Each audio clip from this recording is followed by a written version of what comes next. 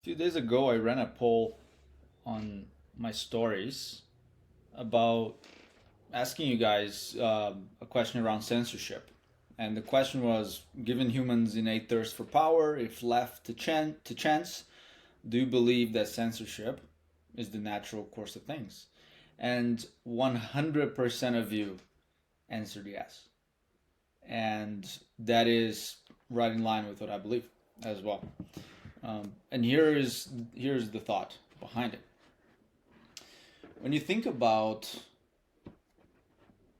power, okay, whoever is in power, they want to retain power. It is politics, right? It is democracy. It is human nature to seek power. It has always been that way for centuries, right? It's nothing new. That's why in the democracies, as Plato used to say, in democracies, anything is allowed as long as you win, because then you're going to have the power, right? And so when we talk about censorship, right? George Orwell, I shared a breakdown of 1984 on this page this week as well, and it's a great fictional analysis of the dangers of totalitarianism and the extent that it can go. Obviously, it's a very dystopian book. It's fictional, but there are. This is actually, he based a lot of his fiction from Stalin's USSR. This is not. This didn't come from thin air, right? And so this was obviously inspired by communism, where there is severe concentration of power in the authorities, and we see that today. It's still happening in many countries. Now, censorship in liberal democracies takes place in very discrete ways, right? So let's talk about universities, for example, where there has been a lot of debate around what is and what isn't allowed to be said, what is and it isn't considered hate speech or harmful speech.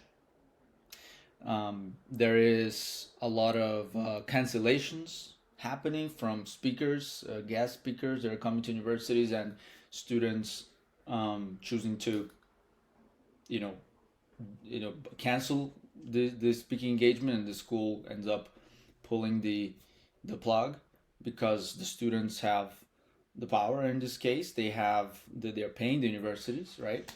And so as you kind of see, it's taking place in weird ways. In the past, liberal minds were actually dissenters.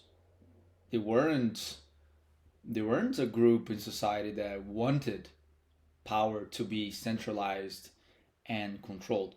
Now, what you're seeing today, it seems weird, but there's a bit of a flip, where we're seeing liberal minds, which politically speaking, you would say they consider themselves on the left, but not This is not a political video, or it's not restricted to politics. Really, this is just you can have this sort of speech restriction happening on the right as well. For example, with book banning, right? That's something that is also taking place in America these days.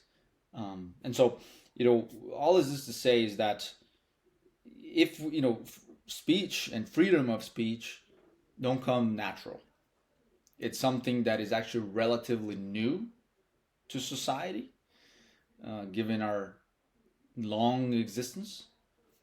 And so, if it's not protected and it's not freely debated, if we don't have academic institutions that enable free debate, where people can actually get offended by the debate, right?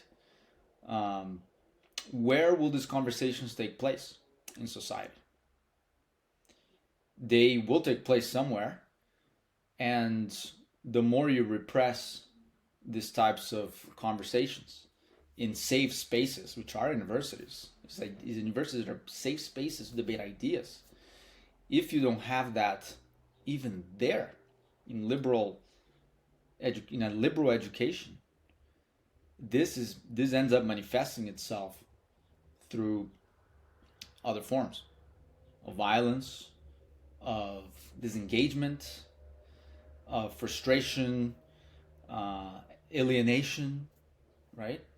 And so I do agree with all of you that if left untouched, censorship is the natural course of things. Would love to hear your thoughts now that I've shared some of this. Let me know.